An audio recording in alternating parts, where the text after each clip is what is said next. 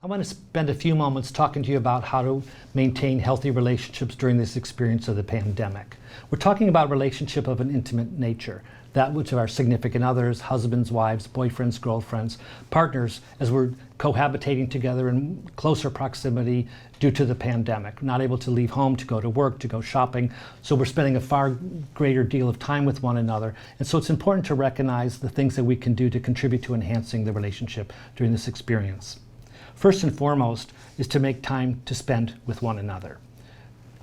We want to make sure that we're not spending all of that time talking about the pandemic and the COVID-19 and all that may be a result of the pandemic. However, we do want to be able to spend some time talking with one another, supporting one another, and actually talking about strategies and ways in which we can continue to spend this close time together.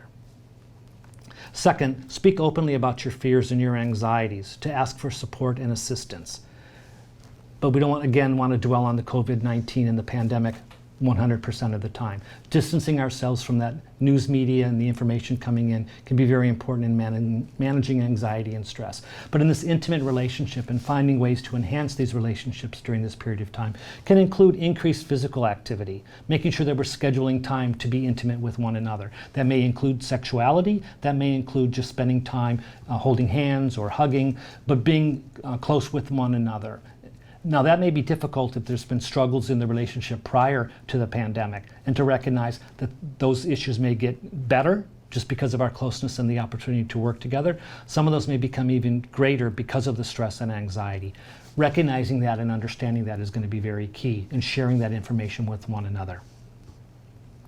It's also important in asking for that support to understand what it is that you need and the ways in which you can receive that support. What helps you most? None of us are mind readers, so even when we're in relationships that may be new and we find ourselves quarantined together, those may be relationships that have been going on for many years.